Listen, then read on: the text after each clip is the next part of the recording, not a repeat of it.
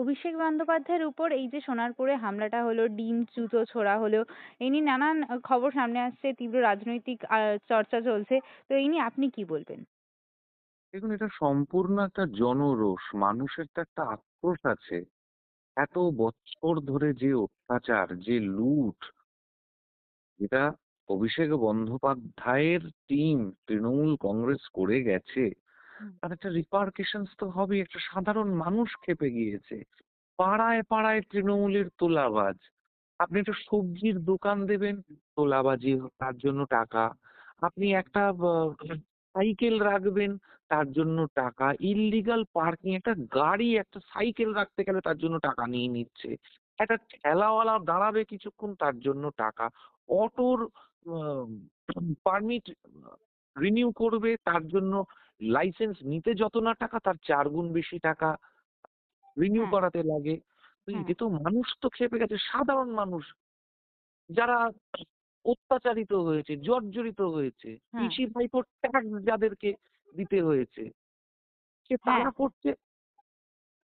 হ্যাঁ, যাদের কারণে তেহট্ট থেকে মানে উৎপাদিত পটল কৃষ্ণনগর আসতে আসতে ৪ টাকার বস্তা ৪০ টাকা দাম হয়ে যাচ্ছে। হ্যাঁ। তারা করছে। আচ্ছা।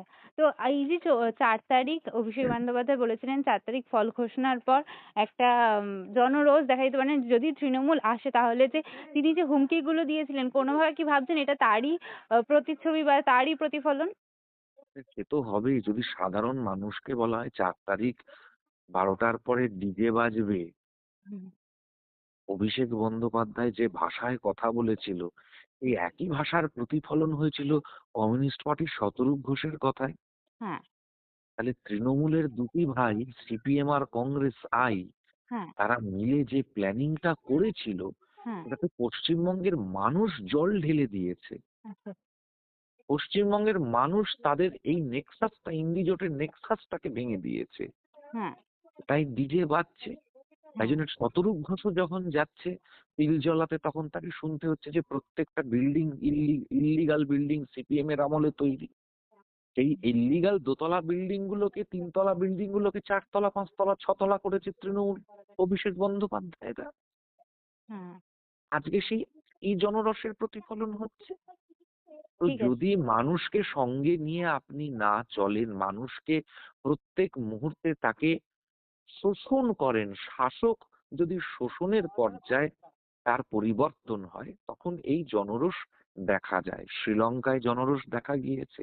হুম, আমাদের প্রতিবেশী একাধিক দেশে জনরোষ দেখা গিয়েছে। এটাই আজকে তৃণমূল কংগ্রেসের সঙ্গে হচ্ছে। মমতা বন্দ্যোপাধ্যায়ের সঙ্গে হাইকোর্টে হয়েছে, অভিষেক বন্দ্যোপাধ্যায়ের সঙ্গে তৃণমূল কংগ্রেসে হয়েছে। তাই জন্যই বাকি তৃণমূল নেতারা এই জনরোষের হাত থেকে বাঁচার জন্যই দেখবেন এখন উল্টো সুর গাইছে।